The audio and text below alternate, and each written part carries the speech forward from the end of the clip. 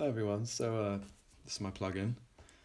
I've called it a binaural phase vocoder because I've tried to implement two effects at once here. I've tried to make it binaurally spatialized and also for it to be a phase vocoder. So with the binaural aspect, what I've done is I found this impulse response dataset from I think the University of York called the SADIE2 dataset. It's basically just a bunch of impulse responses taken from around a dummy test head, and they're taken at various angles of azimuth and elevation.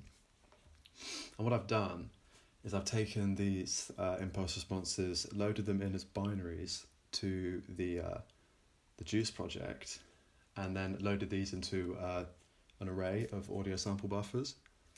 And basically, when the user adjusts their azimuth like this, or their elevation like this, it's going to select a point in this sphere that surrounds the listener. So regardless of whatever point they're at, there's always going to be 4 impulse responses nearest to that point. There's going to be one to the lower left of it, to the upper left, to the lower right and the upper right. So I've taken those 4 impulse responses that are selected in a state machine. So the state machine it takes in the azimuth and elevation as parameters, and then blends these 4 impulse responses that are nearest to that azimuth elevation reading together, and then it sends this blended impulse response to be convolved with the actual signal. And I've also introduced the interoral time difference between the ears, so kind of a delay depending on the azimuth of where this virtual sound source is located.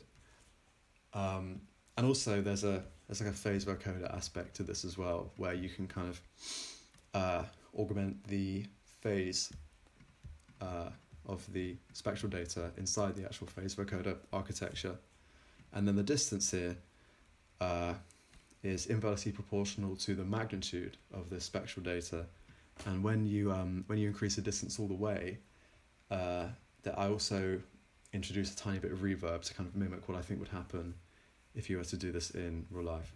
I've had a bit of a nightmare recording here. That's why I've uploaded this for a second time, but it seems to be recording in mono, so you might not actually hear the binaural spatialization that clearly. So I'm going to upload some files into this folder that kind of demonstrate that more clearly.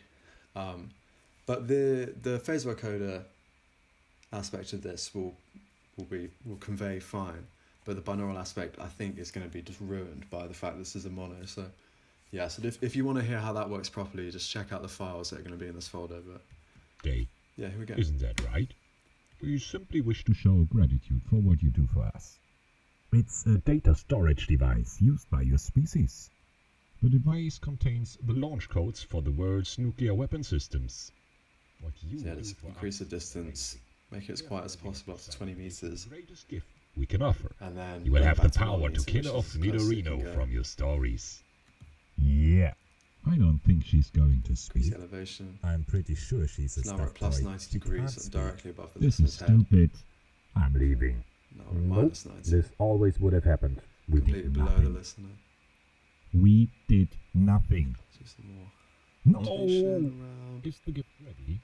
Split the Good. distance, Now, and where is he? yeah, here's the phase It's vocoder. a tradition of your world to exchange gifts on this day. Isn't that right? You simply wish to You can show see gratitude for what you do for It doesn't spatialize quite as clearly when you have the phase vocoder effects on. Contains the launch code, a weapon You system. can bypass it as well. Back to pass through. Yeah, that's it. Yeah, so once again, just check out the files that are in this folder to show the binaural aspect of this properly.